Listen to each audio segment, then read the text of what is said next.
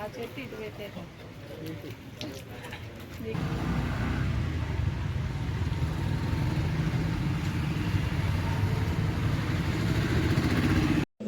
అంటే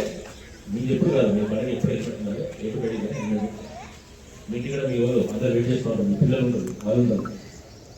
అసలు వాళ్ళు ఆలోచించారు గుర్తుపెట్టుకోవాలి అలాగే ఆగి పని నడపదు అది కూడా మోస్ట్ డేంజరస్ ఆగి పని నడిపితే ఏమవుతుంది మీకు ఇబ్బంది ఎదుటోళ్ళకి ఇబ్బంది ఎదురుగా సిన్సియర్గా పని నడుపుకుంటా స్టడీ మీద పెట్టోళ్ళు కూడా ఆగి కూర్చున్నా కూడా వాళ్ళకి ఇబ్బంది దయచేసి ఆలోచించండి మీ ప్రాణాలు ఎదుటోళ్ళ ప్రాణాలు కూడా మీ చేతిలో ఉన్నాయి కాబట్టి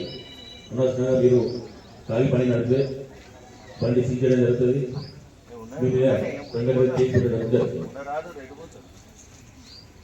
అదొకటి ఇంకొకటి చూసినట్టయితే ఇంటిగా తల్లిదండ్రులు కూడా పిల్లలు మైనర్ కూడా పనిచేస్తూ ఉన్నారు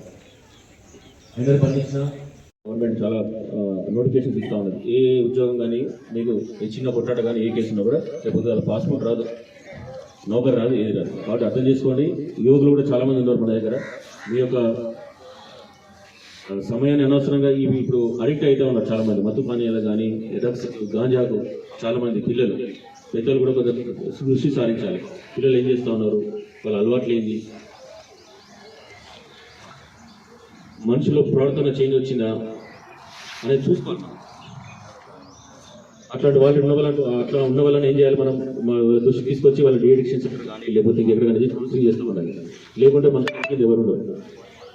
ఇప్పుడు మెయిన్గా మనకు ఇబ్బంది పెట్టేది డ్రగ్స్ గాంజా ఫస్ట్ ఏమవుతుంది దోస్తాల మందాలు పడుతుంది మందాలు పడేది అనేది ఏమిటి మందు తాగేది ఏంటంటే ఈసారి అదావుతుంది ఎటుంటే చూద్దామని చెప్పి అక్కడ పోతుంది అక్కడ పోయిన తర్వాత ఏమైతుంది అట్లనే అలవాటు అయిపోతుంది ఒక్కొక్క స్టేజ్ ఎక్కడుతుంది పైసలు లేకుండా ఇట్లా దొంగసాటుగా పైసలు తీసుకుపోవడం లేదా బేరీసి అమ్మని తిట్టి అన్నం తిట్టి అయ్యని తిట్టి పైసలు తీసుకుపోవడం లేదా పండు ఉంటే బండి అమ్ముకోవడం తాగాల చేయాలనే ఆలోచనకు వస్తుంది తాగి ఏమవుతుంది మెంటల్గా పిచ్చోలు అయిపోతారు బక్క అయిపోతారు శరీరం ఆరోగ్యం ఖరాబ్ అవుతుంది ఇంట్లోకి ఇబ్బంది వానికి ఇబ్బంది వచ్చేది ఏముండదు కాబట్టి అనవసరంగా అట్లాంటి స్టేజ్ ఉన్న పిల్లలు కానీ అట్లాంటి అలవాటు చేంజ్ అయ్యే పిల్లలు కానీ మీరు తల్లిదండ్రులు విచారించాలి అట్లనే యుక్త వయసులో వచ్చిన అమ్మాయిలు కూడా మనం చూసినట్టయితే చాలా కేసెస్ చదువుకునే అమ్మాయిలు కానీ వాళ్ళ అమ్మాయిలు కానీ వాళ్ళ మీద కాన్సన్ట్రేషన్ లేకుంటే ఏమవుతుంది అనవసరంగా ఎలోప్మెంట్ అయ్యే ఛాన్సెస్ ఉన్నాయి ఎలోప్మెంట్ అయ్యి మీరు ఇక్కడికి పోయినా పెళ్లి చేసుకున్నామని తర్వాత వాళ్ళు బాధపడడం మీరు బాధపడడం ఇవన్నీ మీరు తల్లిదండ్రులు కనుక మీ పిల్లల్ని శ్రద్ధగా మీరు చూసినట్టు చేస్తే ఇట్లాంటి పరిస్థితులు అనేది రావు కాబట్టి అందరూ కూడా మీరు ఇంతకుముందు ఎక్కడ నచ్చినా మీకు తెలుసు కాబట్టి కొంచెం ధ్యాస పెంచండి ఇంకా కొత్త వ్యక్తులు మీ యొక్క కాలనీలలో కొత్త వ్యక్తులు సంచరించినా కూడా తెలియజేయండి కిరాయికి వచ్చినా కూడా మీ ఇంట్లో ఎవరైనా కిరాయికి వచ్చినా కూడా ఎక్కడి నుంచి వచ్చిన వీళ్ళు ఏందనేది కూడా మా గురించి మీరు తెలుసుకోండి వాళ్ళ గురించి ఏమైనా సస్పిషియస్గా కనిపిస్తే అనుమానాలు కనిపిస్తే కన్సర్న్ పోలీస్ స్టేషన్ ఎస్పీ గారు కానీ మీ యొక్క బ్లూ కోట్ కానిస్టేబుల్ కానీ 100 ఫోన్ చేసి చెప్పొచ్చు మేము ఎల్లప్పుడూ దాన్ని మేము వెరిఫై చేస్తూ ఉంటాం చూస్తూ ఉంటాం